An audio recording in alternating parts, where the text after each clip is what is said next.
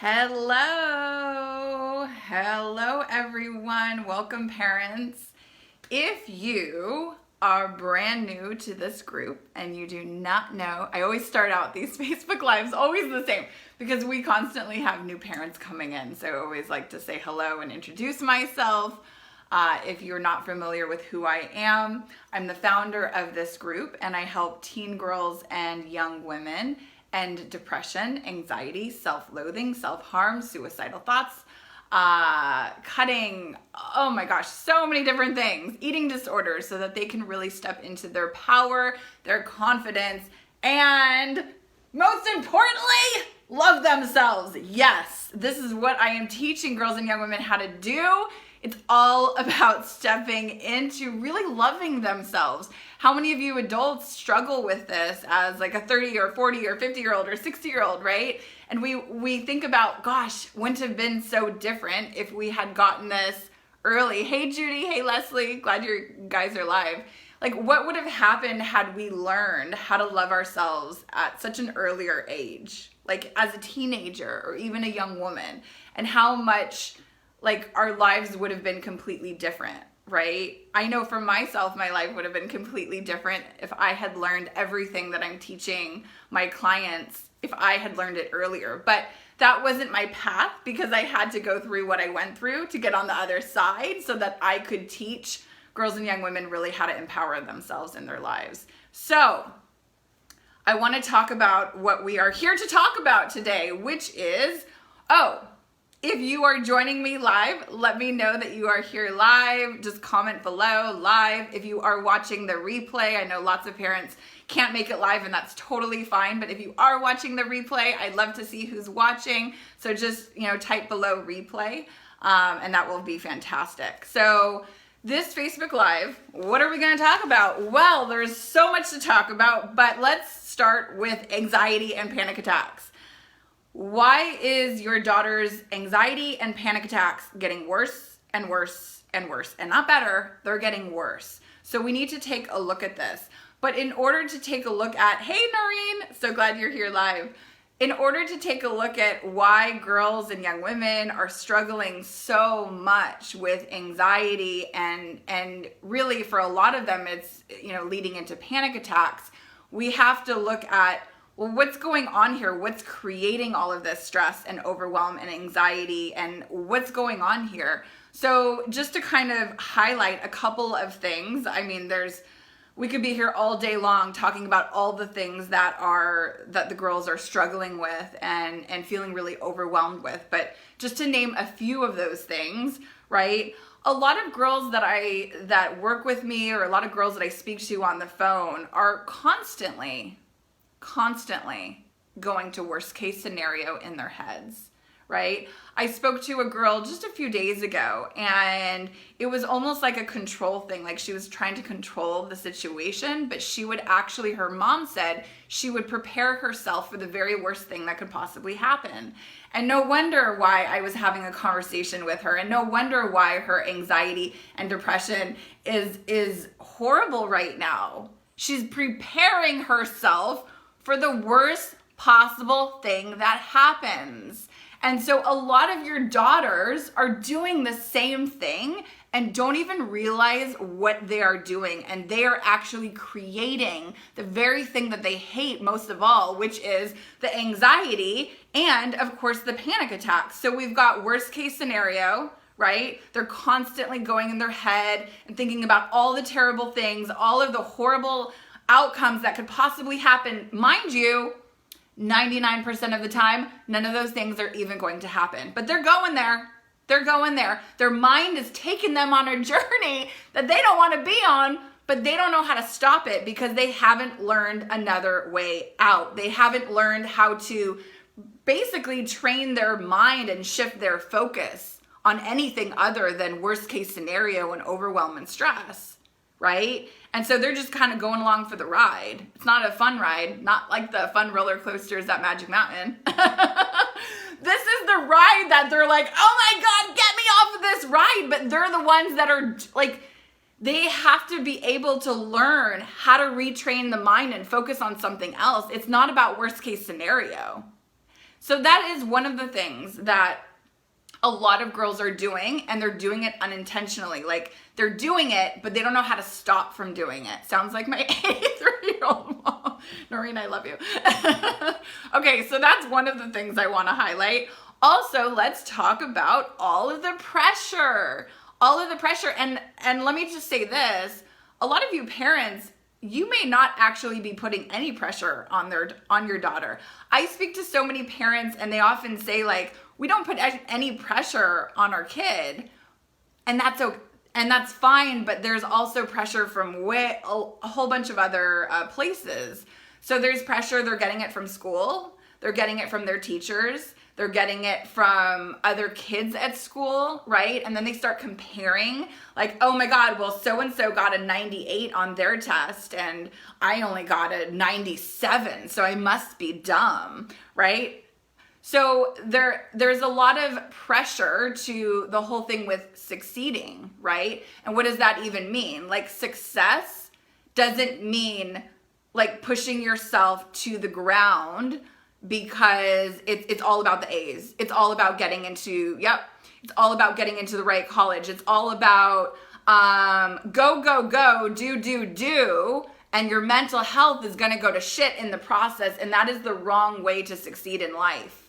And a lot of adults do this too. Like, a lot of adults are maybe like workaholics, and there's not enough of that like work-life balance, right? And this is one of the things I'm so big on teaching girls and young women how to do, is really, how do you create balance in your life? And trust me, this is not always easy, because I hear like my clients, their schedules, and they're like, well, I'm at school from 8 to 2:30, and then I have soccer from 3 to like 6, and then I have gymnastics, and then I have to do my homework, and then I have to study for the test, then I have to shower, then I have to eat, then I have to go to bed, and then I repeat it. No wonder you are stressed to the max. No wonder. It's too much.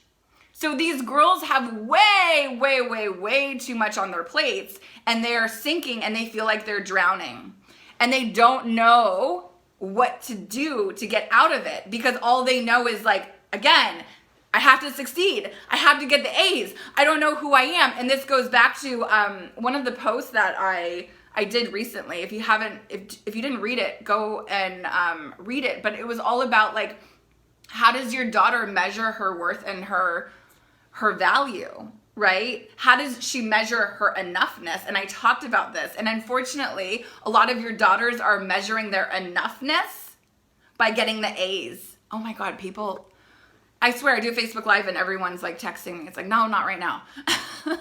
So they measure their enoughness in all the wrong things, whether people like them or not, right?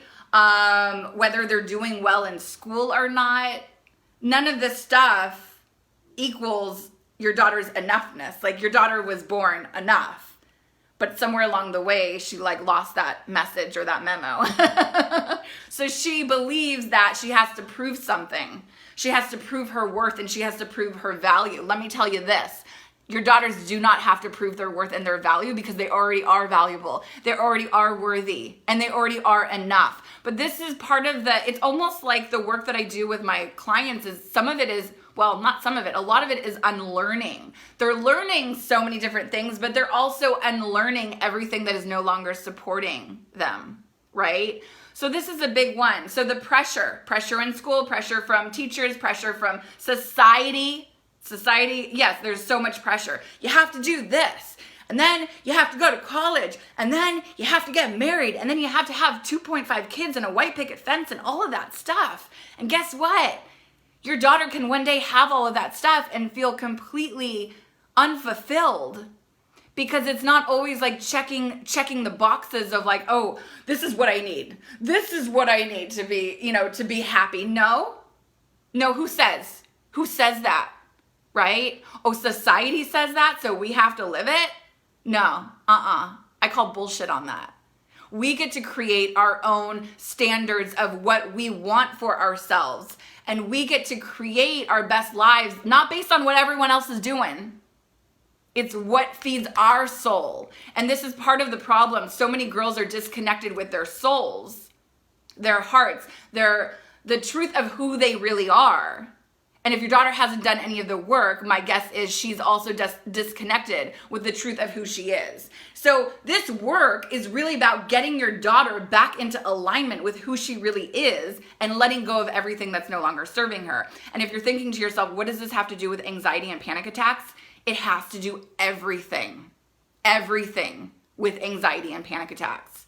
Because let me tell you what is happening. So did I get all of the, and then we have, one other thing that I want to mention. Perfectionism.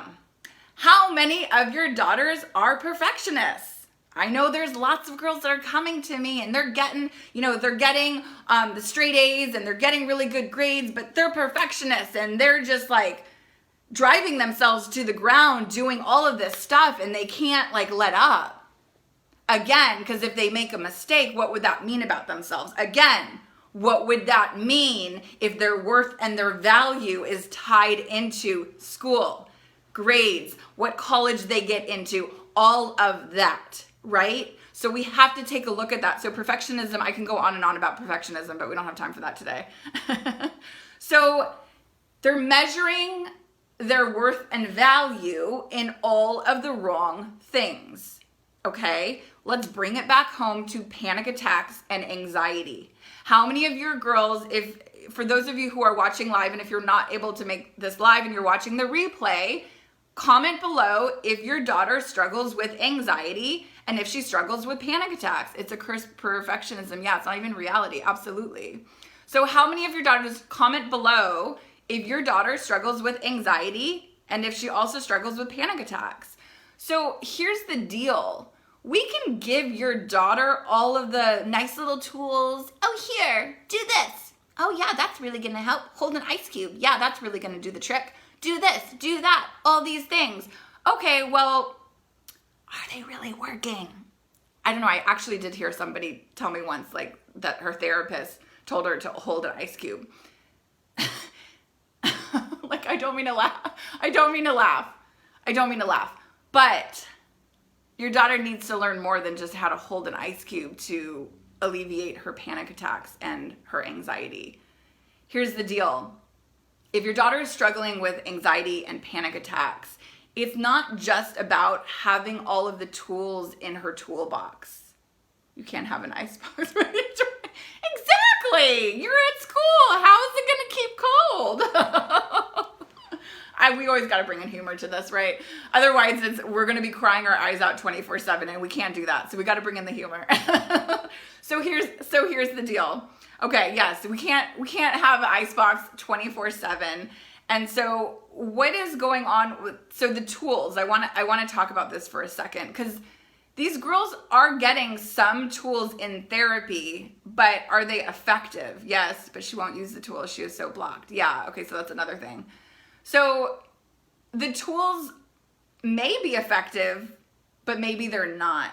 Here's why. If your daughter has all the tools out there and she's still struggling, well, there's a couple of things here. One is the whole self-sabotage thing. If we have time, we'll get into that. But I really want to talk about lifestyle, okay? Your daughter's lifestyle plays a huge role in her mental health. I'm talking about anxiety, I'm talking about depression, I'm talking about panic attacks, I'm talking about cutting, I'm talking about eating disorders, I'm talking about suicidal thoughts, I'm talking about suicidal attempts. I'm talking about all of it. Okay, your daughter's lifestyle. Okay, I'm getting really hot in here. Let me open my window. 1 second, you guys. Your daughter's lifestyle plays a huge role. Now, what do I mean by lifestyle? So here's the thing. When your daughter is going to school for 8 hours a day and then she's on sports and she's got extracurriculars and she's doing the homework, where is there time for your daughter to take care of herself? Is there time for your daughter to take care of herself? Because the schools are doing a really shitty job of teaching your daughter how to balance out her life. In fact, they're doing quite the opposite, and more young people are struggling with their mental health, and they just pile on the workload. It's like, oh, you don't have enough homework? Let me give you more.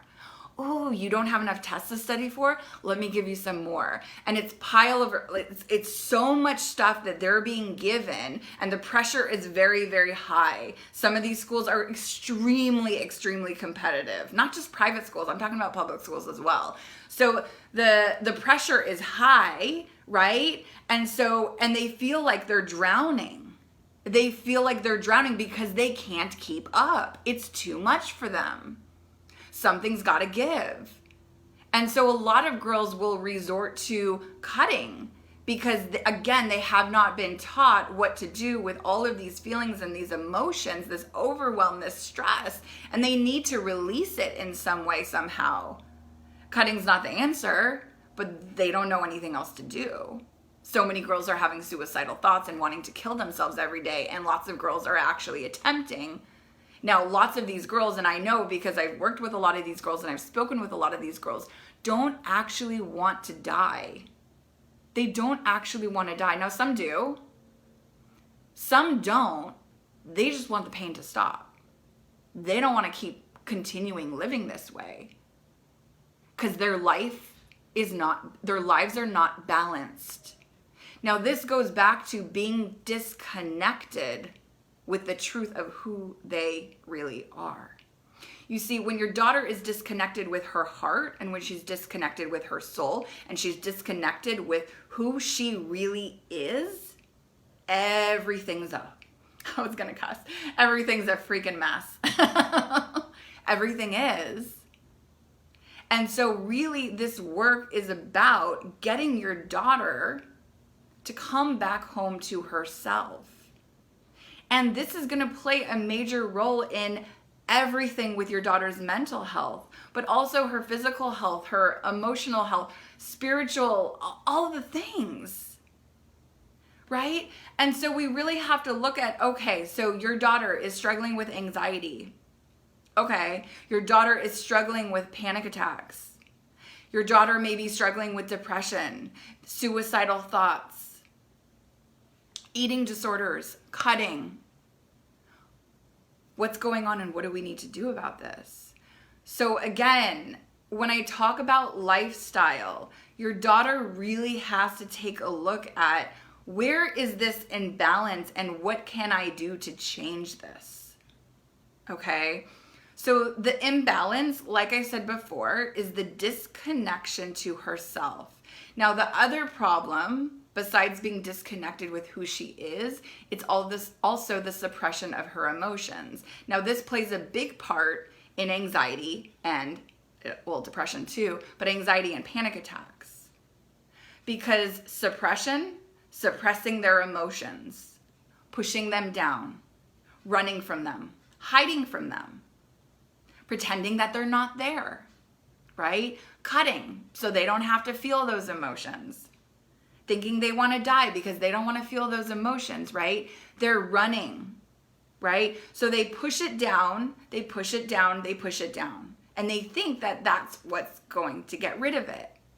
Unfortunately, if it was that easy, we would all be getting rid of our emotions and we wouldn't be struggling with our mental health, right? So the suppression, so it's the disconnection and it's the suppression of all of their emotions. Now, you know, I've said this before here, they don't have classes in school that teach, what do you do when you're feeling angry, sad, bitter, shame, rage, guilt? What do you do with all those? That's a lot, right? Guess what? Your daughter doesn't know what to do with it either if she hasn't done this inner work. So emotions need to be felt. It's normal to feel. Absolutely. Absolutely, Noreen. And you know, because your daughter was in my program and had a massive transformation. So again, so these girls are feeling so many different emotions. And don't get me started on, so trauma also plays a role in this, whether it's big trauma or small trauma, right? So trauma plays a role because, again, they suppress it. Push it down, push it down. I'm going to pretend it didn't happen. I don't want to look at it. Right? Trauma isn't always just being molested or, you know, parents going through a divorce, or trauma could be like parents yelling at you. That's traumatic. Okay. There's so, and I could do a whole Facebook Live just on trauma, right? So don't think that your daughter hasn't gone through trauma. We all have. Some of us haven't gone through the big trauma, but we've all gone through trauma. Every single one of us, right? So going back to where does all of this go? So your daughter is pushing it down. If she hasn't done the inner work, she hasn't done the healing work, she's pushing it down. Now, one can only push it down for so long before it's going to feel like something's going to bust, right? So your daughter, so again, she's pushing it down, she's hiding from it, she's running from it, she doesn't want to experience it, she doesn't want to feel it, it's too much, it's too painful, it's too, all of it, right?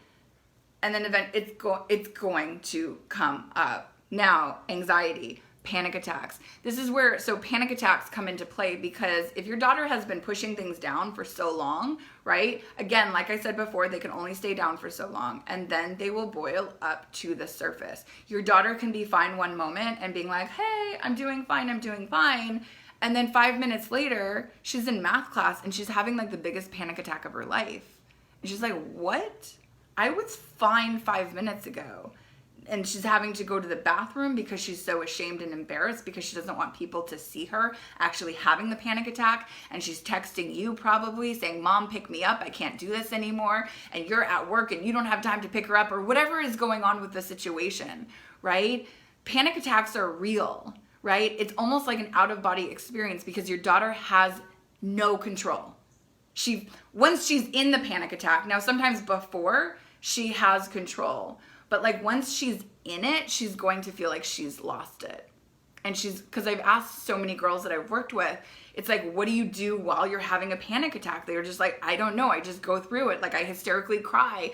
I break down. I lose it, right? So these girls, and especially if your daughter is having a lot of panic attacks, I talk to a lot of girls that are having like 2, 3, 4, 5 panic attacks a week. I spoke to one girl who said she had like panic attacks that lasted 2 to 3 hours. And I was like, oh my God, you have panic attacks that last that long? And she said, yep. So it's really serious. It's really serious. And so you may be doing, and I have to be mindful of the time because I do have a group coaching session with my girls. So I'm gonna have to run off in just a few minutes, but it is really serious. And if your daughter is struggling with any of the things that I've just mentioned, it really does, it takes your daughter coming back home to herself, learning and understanding how to process through her emotions in a healthy way. No more suppressing, no more pushing things down, pretending that they're not there, but actually allowing herself to feel it, actually acknowledging that these feelings are here and they're going nowhere until she actually allows herself to feel it. Okay? So that's huge, right? It's everything. And again, it is going back to your daughter being disconnected with herself. When your daughter is disconnected with herself and her body is having a full-blown panic attack that she feels like she has no control over. Same thing with depression. When your daughter like can't get out of bed in the morning because depression has just gotten such a hold of her, right? She has no control in her life. Here's the thing that I teach my girls. It's like, you can be empowered. It's a choice. You can love yourself. That is a choice too. You can take control of your life. You just have to learn how. And you just have to have the right approach to get there. And the other thing I want to mention is the support. The support is critical for your daughter to be able to make some really, really, really big changes in her life. She has to have the support because otherwise self-sabotage is a bitch. And your daughter will self-sabotage herself every single step of the way because nobody wants to change. People say they want to change and your daughter says she wants to change, but when push comes to shove, does she really want to change? Because it's really easier to stay stuck than to do the work to get out of that. And so one of the things that my program offers for girls and young women is a ton of support. Because the girls in my program we have a team of multiple coaches, accountability, support, because we know the stuff that will come up. And we know what's going to come up even before they know it's going to come up. And so it's like, no, we've got your back. We're here for you. Reach out to us. Let us know when you're struggling. We've got you. You know, and when these girls have that kind of support that they've never had before around their mental health, it's a game changer. It really is. So I am going to have to run, But if you are brand new to this group, or maybe you've been following me for a while and you're not familiar with my work or what I do, please go ahead. I will leave the link below. It's called, my masterclass is called Healing, the New Medicine for Anxiety and Depression. I will leave that link below. And, you know, if this resonates for you, you can definitely book a call with me. I will say this, you know, the calls are, it's a free complimentary call, but it's not for everyone. If your daughter doesn't want the help, I cannot help her. Okay. If she's wishy-washy, I'm not going to help her. Your daughter has to be in a place where she wants the help. Okay. And if you are serious about getting her the help, then seriously reach out to me. I have so many parents who have been in this group for years and have been following my stuff, and for one reason or another, they never reach out. And I'm like, well, why not? Why not? Now's the time. Your daughter, if your daughter's mental health is not getting any better, it's going to get worse. So anyways, I'm going to leave you with that. And anyways, I just send all of you so much love and big hugs. I know it's very, very difficult when your daughter is struggling with her mental health, but there's help that actually works. There is an approach. It's a new approach. It's not something that the doctor may recommend, but it is something that works. I've been doing this for years. I've helped hundreds and hundreds of girls and young women have massive transformation. So it's possible. It's more than possible for your daughter to truly change her life. Yes, Noreen. Okay, I have to go right now, but I'm sending you guys all so much love and big hugs to all of you. Love you guys. Bye-bye.